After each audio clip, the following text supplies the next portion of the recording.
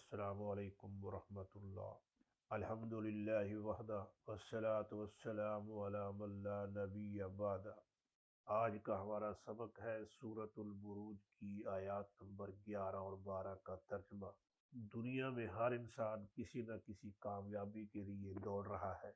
ہر ایک کی کامیابی کا نقطہ نظر الگ الگ ہے، لیکن اللہ تبارک و تعالیٰ کے ہاں کامیابی کیا ہے، اس کا تذکرہ ان آیات میں ہے۔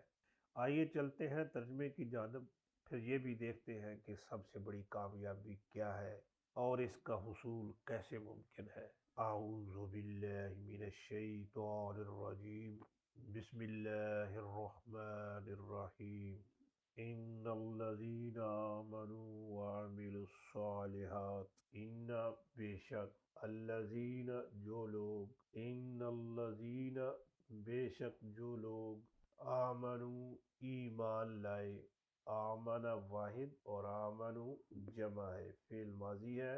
ان الذین آمنو بے شک جو لوگ ایمان لائے، وعملو اور عملو عمل کیے، کام کیے، عاملہ واحد اور عاملو جمع، الصالحات اچھے نیک، صالحات ان کی جمع ہے، وعملوا الصالحات اور کام کیے اچھے۔ ان الذین آمنوا وعملوا الصالحات بے شک جو لوگ ایمان لائے اور انہوں نے نیک کام بھی کیے، لہم جنات تجری من تحتها الانہار، لہم لا کے لیے، ہم ان، لہم ان کے لیے، جنات باغات ہے، جنت ان کی جمع جنات، لہم جنات ان کے لیے باغات ہوں گے، ایک نہیں کتنے ہی باغات ہوں گے، ہر بندے کے لیے کتنے ہی باغات ہوں گے، اور کیسے باغات ہوں گے، تجری جاری ہوں گی، لفظی معنی ہے اس کے تو جاری ہوگا، دوسرے معنی ہے وہ جاری ہوگی، یہاں اس کے لفظی معنی ہے وہ جاری ہوگی۔ کون؟ الانہار نہریں، انہار چونکہ جمع مکسر ہے، جمع مکسر کے لیے فعل مؤنث واحد آتا ہے، لیکن ترجمہ ہم انہار کے مطابق ہی کریں گے۔ تجری جاری ہوں گی، من سے، کے، تحتہا تحت نیچے، ہا ان کے، ہا کی ضمیر جا رہی ہے جنات کی طرف، جنات جمع مکسر ہے، جمع مکسر کے لیے ضمیر مؤنث واحد آتی ہے۔ الانہار نہریں، نہر ان کی جمع انہار، لہم جنات تجری من تحتها الانہار ان کے لیے باغات ہیں جن کے نیچے نہریں بہتی ہوں گی، ذالک الفوز الکبیر، ذالک یہ، الفوز کامیابی، الفوز کے شروع میں الف لام آ رہا ہے، جس اسم کے ساتھ الف لام ہو اور اس کے شروع میں کوئی ضمیر آ جائے یا اسم اشارہ آ جائے تو اس کے اندر تاکید پیدا ہو جاتی ہے۔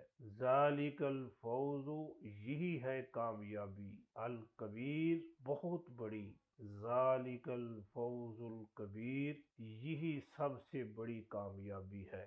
ان بطش ربک لشدید، ان بے شک، بطش پکڑ، ربی کا، ربی رب کا آپ کے، لشدید لا واقعی، شدید سخت ہے، ان بطش ربک لشدید بے شک آپ کے رب کی پکڑ یقیناً سخت ہے۔ کسی بھی اسم کے شروع میں انا یا انا آ جائے تو وہ اپنے بعد آنے والے اسم کو نصب دے دیتا ہے، اسی لیے یہاں شین کے اوپر زبر آ رہی ہے۔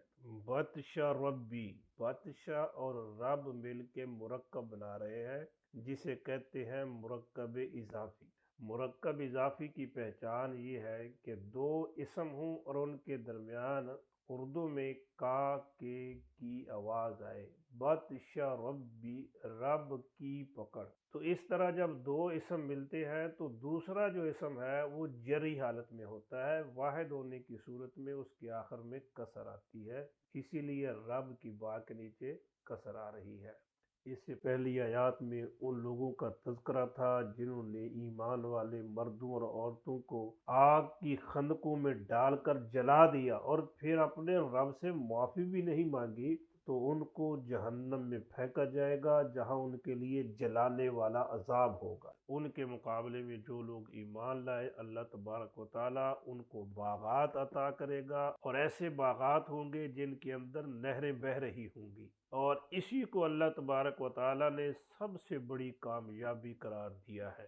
سب سے بڑی کامیابی یہی ہے، من زحزح عن النار وادخل الجنہ، جو جہنم کی آگ سے بچ جائے اور جنت میں داخل ہو جائے، یہی سب سے بڑی کامیابی ہے۔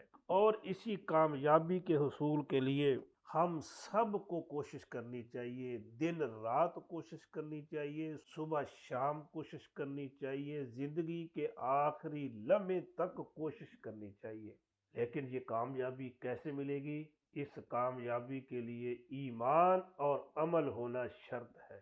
یاد رکھیے، یہ چانس ایک ہے اور کامیابی کا حصول لازمی ہے۔ اگر کامیابی حاصل نہ ہوئی تو یہ نہیں چل کوئی گل نہیں، اگلے سال امتحان دے لگے، نہیں، ایسی بات نہیں ہے، یہ نہیں ہو سکتا۔ اگر یہ کامیابی نہ پا سکے تو پھر دوسرا ٹھکانہ جہنم ہے۔ اللہ کی پکڑ بڑی سخت ہے، اللہ کی پکڑ سے ڈرنا چاہیے، کبھی بھی اس سے غافل نہیں ہونا چاہیے۔ دعا ہے کہ اللہ تبارک و تعالی ہم سب کو اپنی پکڑ سے محفوظ رکھے اور ہمیں زندگی کے آخری لمحے تک اس کامیابی کے لیے کوشش کرنے کی توفیق عطا فرمائے۔ وما توفیقی الا باللہ، والسلام